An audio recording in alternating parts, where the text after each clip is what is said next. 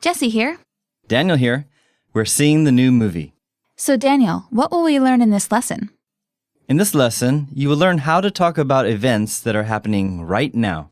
This conversation takes place at the campus of Innovative University, IU. The conversation is between Oksana, an exchange student from Ukraine, and Yuki, an exchange student from Japan. The speakers are friends, therefore the speakers will be speaking casually.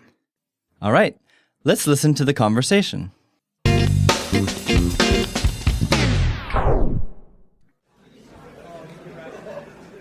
Yuki, what's up? Oh, not much. I'm just waiting for a friend. I'll wait with you. So, is he handsome? How do you know it's a he? Well, yeah, he is handsome. He's an exchange student from Italy. Nice. I love Italian accents. Me too. So, what are you doing together? We're seeing the new movie, Attraction. And then? And then we'll be eating at the new Italian restaurant. Sounds romantic. Does he live near here? He's living in the dorms right now, but he's moving into an apartment next month. Cool. Oh, by the way, while I was coming here, Vicky called me. She also said she will see Attraction, I think tomorrow. Really? Who's she going with? Oh, now that I think of it, I think he's Italian too. His name is Marco. Marco? That's my friend's name. And now let's listen to it one more time slowly. Yuki, what's up? Oh, not much. I'm just waiting for a friend. I'll wait with you. So, is he handsome? How do you know it's a he? Well, yeah, he is handsome. He's an exchange student from Italy. Nice. I love Italian accents. Me too. So, what are you doing together? We're seeing the new movie, Attraction. And then? And then we'll be eating at the new Italian restaurant. Sounds romantic. Does he live near here? He's living in the dorms right now, but he's moving into an apartment next month. Cool. Oh, by the way, while I was coming here, Vicky called me. She also said she will see Attraction, I think tomorrow. Really? Who is she going with?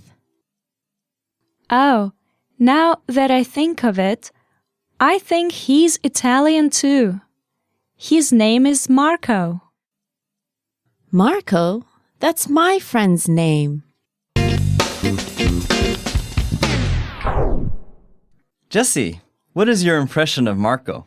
Well, it looks like he has some explaining to do. It sure does. In the dialogue, both Oksana and Yuki say they like Italian accents. It is pretty common for English speakers to enjoy listening to foreign accents. Of course, this is not always true, but some people think a foreign accent is exotic or attractive. This is probably most common with speakers who come from Europe and England. Italian and French accents especially seem romantic to some people. How about you, Jesse? What do you think about accents?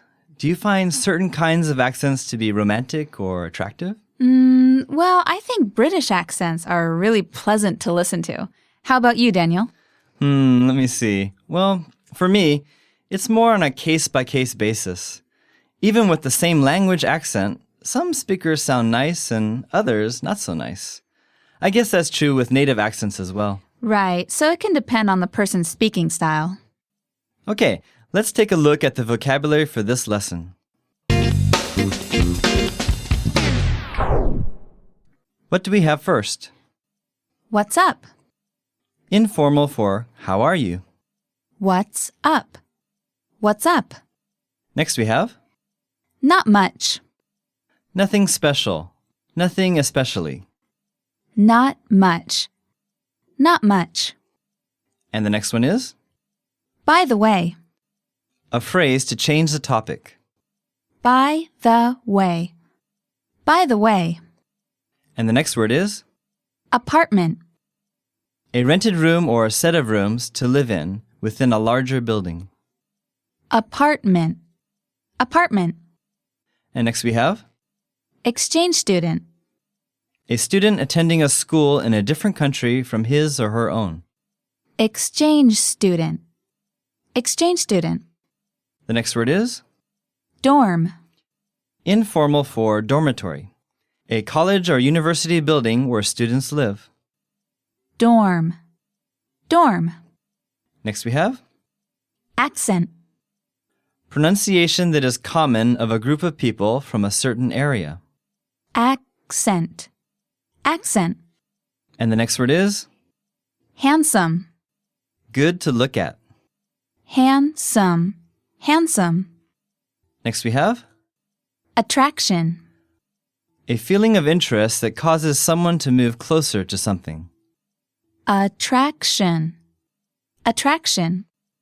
And the last one is Romantic. of or relating to love. Romantic. Romantic. Now let's have a closer look at the usage for some of the words and phrases from this lesson. The first phrase we'll look at is by the way. As we saw in the definitions, by the way is a phrase used to change from one topic to another. For example, while you are talking about the weather, you may suddenly remember that you want to talk with your conversation partner about something else. Daniel, let's demonstrate an example. Okay, I'll pretend I am finishing a topic and you can change the topic. Sounds good. And so we were able to win the game. Cool. Oh, by the way, what are your plans tomorrow? So as you can see, tomorrow's plans are not related to the game, but by using by the way, Jessie was able to smoothly change topics. Right. Okay, now the other word we will look at in this lesson is handsome. The definition of handsome is easy to look at or attractive. It can be used for things as well as people and for women as well as men. But it is used much more often for men than for women. In fact, there is an expression, tall, dark, and handsome, as a description of what many women want in a man. How about you, Jessie? Is that what you look for in a man? Sure, why not? When it is used for a woman, it usually means that she is refined and has poise. That's right. And since those things often take time, it is rarely used for young women. Yeah, for younger women, words such as pretty and beautiful are more common. Yeah, as in, Jessie is pretty. Why, thank you. Okay, let's take a look at the grammar point for this lesson.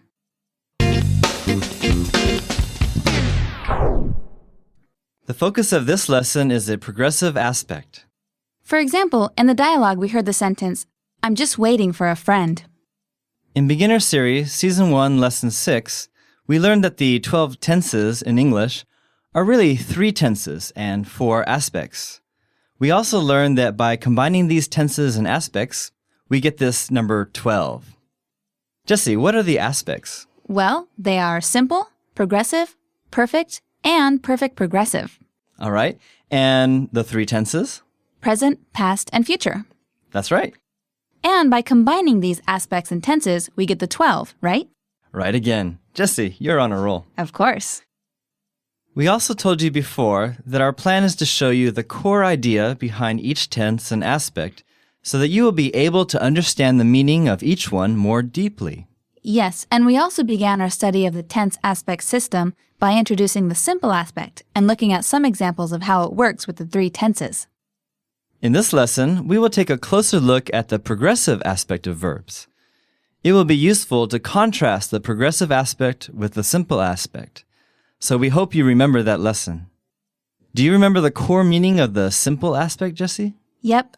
In short, the main idea of the simple aspect is that the event you speak of is thought of as a complete event.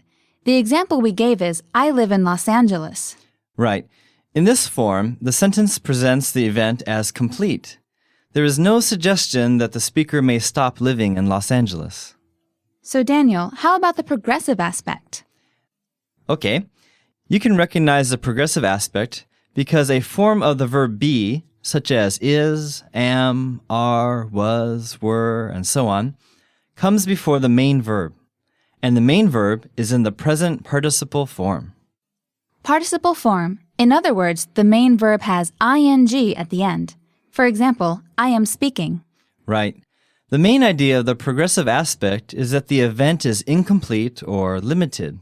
In other words, it might still be in progress, so progressive. In other words, the event may be continuing and unfinished. This is why the progressive aspect is often called the continuous aspect. Yeah, many books use present continuous, past continuous, and future continuous. Yep. Okay, let's look again at the example we gave in Lesson 6. I am living in Los Angeles. The facts of this sentence are the same as I live in Los Angeles. However, with I am living in Los Angeles, it sounds like the situation is temporary. Right, it sounds like you might move soon. Exactly. So, again, the simple aspect is used to talk about events as if they are complete, and the progressive aspect is used to talk about events as if they are incomplete, changing, or unfinished. The progressive also differs with the simple in that the progressive aspect is always used to talk about specific events, while the simple aspect can be used to talk about general truths. Jesse, what is an example of a general truth? How about bears sleep in the winter? How nice. That's a good example because it's a general truth that doesn't change. Now, let's combine the progressive aspect with the verb tenses and see how they work together. Jesse, let's quickly review. What is the present tense used for? The present tense is used to talk about events that are happening now. And what is the main idea of the progressive aspect? The progressive aspect is to talk about events that are incomplete. Exactly. So, we can combine the present tense with the progressive aspect to talk about events that are in progress now. How about an example? For example, we are recording this lesson now. Right. That means we are in the process of recording at this moment. In other words, the recording has not finished yet. Okay, we can also form the present progressive to talk about events that will come to an end, maybe in the near future.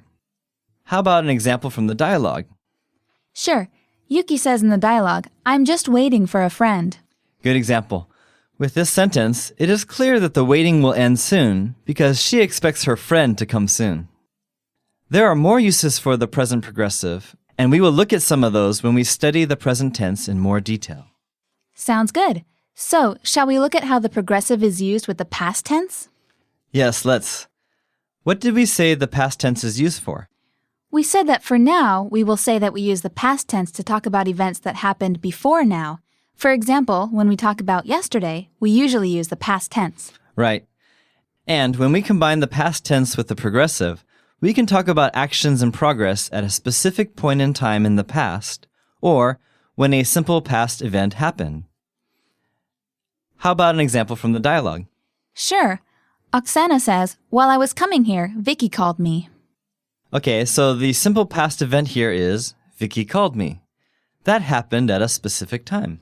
Right. And when that happened, Oksana was in the process of coming to the school campus. Right. Okay, we'll look at some more uses of the past progressive when we study the past tense in more detail. And finally, let's take a look at how the progressive aspect works with the future tense. What did we say the future tense is used for? We said that we use the future tense to talk about events that have not happened yet. For example, when we talk about tomorrow, we usually use the future tense. So, if you use it with the progressive aspect, we are talking about an event in an incomplete sense that may happen after now. The future progressive can be used to talk about action that will be in progress at a specific time in the future. Let's have an example. For example, I will be watching TV at 8 p.m. tomorrow. Right. 8 p.m. tomorrow is in the future, and at that time, you will not be finished watching TV. In future lessons, we will take a look at the present tense, past tense, and future tense more carefully. We will learn the main idea for each tense because we now understand that tense is not just about time.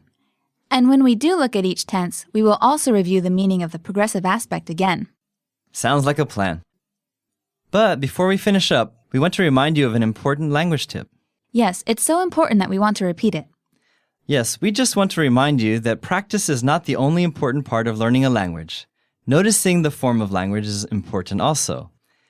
So, if you notice forms in language, you will be able to start using new grammar forms and catch your own mistakes quicker and use the correct forms. Right, and that's really important, so that's why we wanted to mention it again. That's right. Also, be sure to review the grammar point for Beginner Series Season 1, Lesson 6. Excellent point. Review, review, review. Well, that just about does it for today. Okay, we'll see you soon. Bye, everyone.